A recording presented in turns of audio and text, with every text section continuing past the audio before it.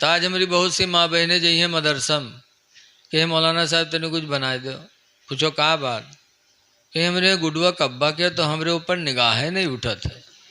اب بتاؤ مہینہ نہائی ہو نہ تو نگاہ اٹھی ہے, بنی رہی ہو مئی لین کچئی لین تو کہ آدمی نگاہ اٹھائے گا. اے میری ماں بہنوں, تم پاک و صاف گھر میں رہو تاکہ اللہ کی رحمت تمہارے گھر میں نازل ہو. حدیث پاک میں نبی طلحہ قال قال رسول اللہ, حضرت ابو طلحہ سے روایت ہے, فرماتے اللہ کے نبی نے ارشاد فرمایا لا تدخل الملائکۃ بیتا, سرکار فرماتے ہیں ایسے گھر میں رحمت کے فرشتے نہیں جاتے. کس گھر میں؟ فیہ صور و کلب و جنب, جس گھر میں کوئی فوٹو لگا ہو, جس گھر میں کوئی کتا ہو اور جس گھر میں کوئی ناپاک آدمی ہو, اس گھر میں رحمت کے فرشتے نہیں جاتے. اس لیے گھروں کو صاف ستھرا رکھو, خود پاک و صاف رہو تو رحمت کے فرشتے آئیں گے, تو اللہ کی رحمت ان کے وسیلے سے آپ کو ملتی رہے گی. اس لیے ہمیشہ پاک رہنے کی کوشش کرو, اور پاک رہنے کے بعد جب نماز کا وقت آئے تو نمازوں کی ادائیگی کرو. اللہ کے رسول سے محبت ہے. آپ سب کہے تو عاشق اعلیٰ حضرت, مسلک اعلیٰ حضرت, اور مسلک اعلیٰ حضرت اسی کو حاصل ہوگا جس کے دل میں نبی کی سچی محبت ہوگی. اور محبت رسول جب ہی مانی جائے گی جب وہ اپنے نبی کو سکون پہنچائے گا. نبی فرماتے جعلت قرۃ عینی فی الصلاۃ, فرماتے ہیں میرے آنکھوں کی ٹھنڈک نماز میں رکھ دی گئی ہے, کہ جب کوئی میرا امتی نماز پڑھتا تو میرے آنکھوں کو ٹھنڈک ملتی ہے. اے سنی مسلمانوں, نماز پڑھ کر کے اپنے نبی کی آنکھوں کو ٹھنڈک پہنچاؤ. نماز چھوڑ رہے ہو. حدیث پاک میں الصلاۃ عماد الدین, نماز دین کا کھمبا ہے. فمن اقام فقد اقام الدین, تو جس نے نماز پڑھا اس نے دین کا کھمبا گاڑ دیا. نماز پڑھ کر کے دین کو مضبوط کرو. ومن ترکھا فقد ہدم الدین, اور جس نے نماز چھوڑا اس نے دین کو ڈھا ڈالا.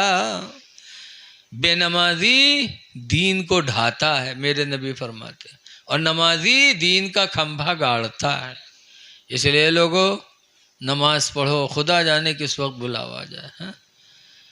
موت کو ڈرو, قبر کو ڈرو. اعلیٰ حضرت فرماتے ہیں ہائے غافل وہ کیا جگہ ہے جہاں, ہائے غافل وہ کیا جگہ ہے جہاں, پانچ جاتے ہیں چار پھیرتے ہیں. مرنا ہے, اس لیے نمازوں کی پابندی کرو اور پاک و صاف رہو, اور ماں باپ زندہ ہو تو ان کی خدمت کرو. حدیث پاک میں چار چیزیں ایسی جن کو دیکھنا ثواب ہے. نمبر 1 پر حضور فرماتے ہیں النظرۃ الی وجہ الوالدین عبادہ, ماں باپ کے چہرے کو دیکھنا عبادت ہے. والنظرۃ الی مصحف عبادہ, قرآن حکیم کو دیکھنا عبادت ہے. ماں باپ کا چہرہ دیکھو تو عبادت, اور قرآن کو دیکھو تو عبادت. تیسرے نمبر پر فرماتے والنظرۃ الی وجہ العالم عبادہ, کسی عالم دین کے چہرے کو دیکھنا بھی عبادت ہے. چوتھے نمبر پر فرماتے والنظرۃ الی بیت اللہ عبادہ, ماں باپ خانہ کعبہ کو دیکھنا عبادت. اس لیے یہ نیکیاں کر لو اور ایک دوسرے کے حقوق کا خیال رکھو. دیکھو شادی ہو گئی ہو تو اپنی بیوی کے حقوق کا خیال رکھو. قرآن حکیم میں اللہ فرماتا ہے ہن لباس لکم, تمہاری بیویاں تمہاری لباس ہیں. وانتم لباس لہن, اور اے مردو تم اپنی عورتوں کے لباس ہو. اور لباس کا کام ہے عزت کا چھپانا, لہذا بیوی کا فرض بنتا ہے کہ شوہر کی عزت کو چھپائے، اور شوہر کا فرض بنتا ہے کہ بیوی کی عزت کو چھپائے۔ اس لیے ایک دوسرے کے ساتھ رحم دلی کرو، اللہ تعالیٰ آپ پر رحم فرمائے گا۔ یہ میلاد ایک صدقہ ہے، اور آپ اللہ کے نام پر اللہ دولت دے تو خرچ کرتے رہو۔ لکھا ہے 1 دو گے تو 10 پاؤ گے، 1 دو گے تو 10 پاؤ گے۔ کسی غریب مسکین کو کھانا کھلا دو۔ 30ویں پارے میں ہے کہ جہنمی چلائیں گے تو جنت والے پوچھیں گے کہ تم کس وجہ سے جہنم میں آئے؟ تو جہنمی بولیں گے لم نکو من المصلین، ہم نماز نہ پڑھا کرتے تھے، ولم نکو نطعم المسکین، اور ہم غریبوں کو کھانا نہیں کھلاتے تھے۔ غریبوں کو کھانا نہ کھلانا اور نماز نہ پڑھنا یہ جہنم میں جانے کی دلیل ہے۔ اس لیے نمازیں بھی پڑھو، اور اللہ دے تو اللہ کے غریب بندوں کی خدمت کرو۔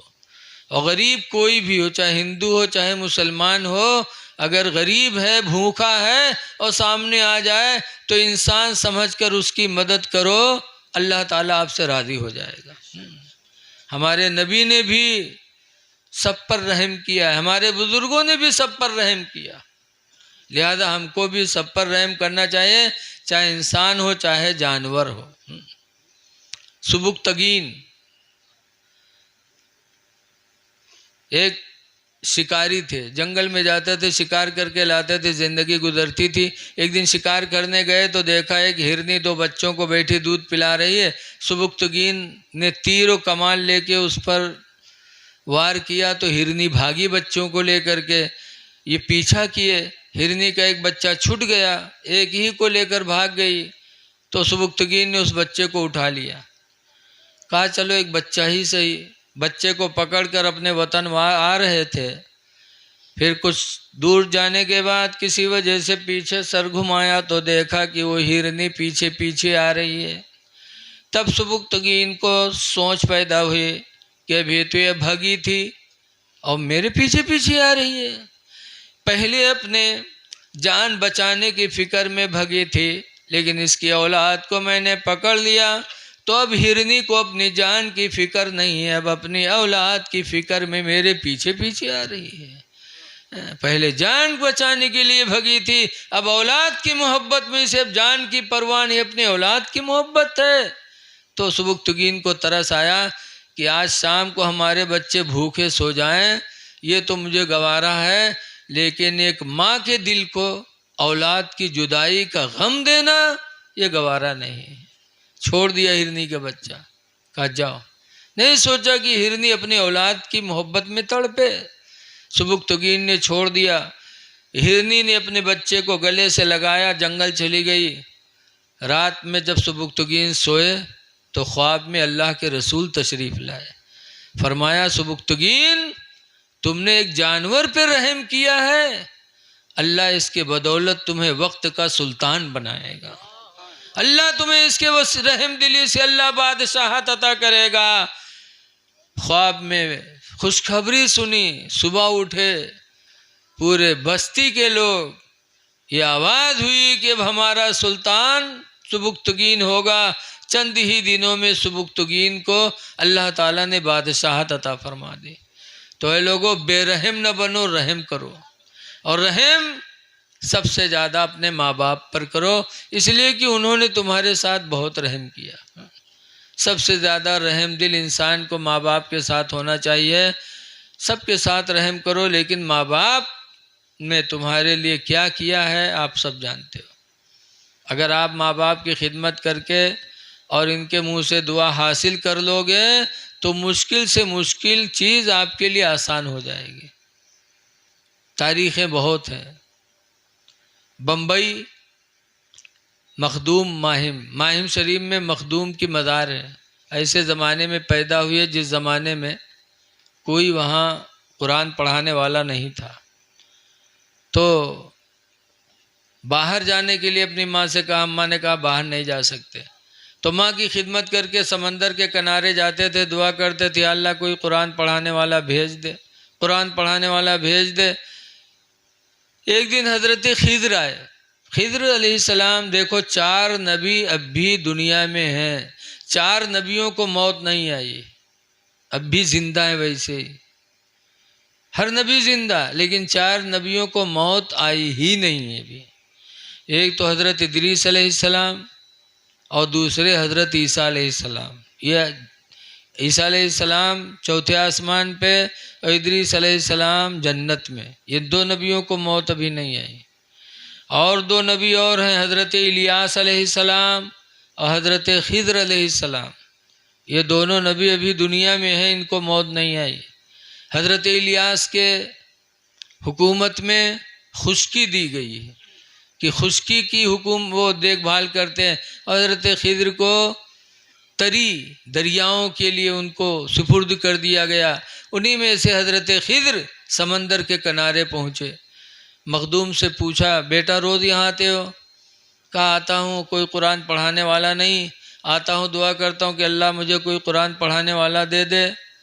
تو حضرت خضر کہتے ہیں سنو، روزانہ تم یہیں آنا، ہم تم کو قرآن پڑھا دیا کریں گے، میرا نام خضر ہے، تمہاری دعا کی وجہ سے اللہ نے مجھے بھیجا ہے، لیکن یہ راز کی بات کہیں بتانا نہیں۔ مخدوم شام کو گھر گئے، بڑی خوشی صبح جلدی اٹھے، خوشی خوشی نکلنے لگے۔ ماں نے کہا بیٹا آج بہت خوش نظر آ رہے ہو، کیا بات ہے؟ کہا اماں ایک راز کی بات ہے، نہ پوچھو۔ کہا راز کی بات؟ میں نے پوچھوں؟ کیا مخدوم میرے علاوہ دنیا میں تیرا کوئی اور قریبی ہے؟ میں تیری ماں ہوں، تو کہتا راز کی بات نہ پوچھو، مجھ سے نہیں بتائے گا، کس سے بتائے گا؟ جب اس طریقے سے ماں نے کہا تو مخدوم نے بتا دیا کہ اماں روزانہ سمندر کے کنارے دعا کرتا تھا یا اللہ کوئی قرآن پڑھانے والا بھیج دے، تو اللہ نے میری دعا قبول کر لی، حضرت خضر کو بھیجا ہے، انہوں نے کہا روزانہ آنا، ہم تم کو قرآن پڑھا دیا کریں گے۔ وہ آتے ہیں پڑھانے، کہا جا جاؤ بیٹا جلدی جاؤ۔ اب وہاں گئے تو پورا دن کھڑے رہے، خضر علیہ السلام نہیں آئے۔ شام کو واپس آئے، مخدوم رونے لگے، کہا اماں وہ ناراض ہو گئے، تم نے راز کی بات پوچھ لیا، انہوں نے منع کیا تھا، تم نے پوچھ لیا، میں نے بتا دیا، وہ ناراض ہو گئے، نہیں آئیں گے، اب قرآن کیسے پڑھوں گا؟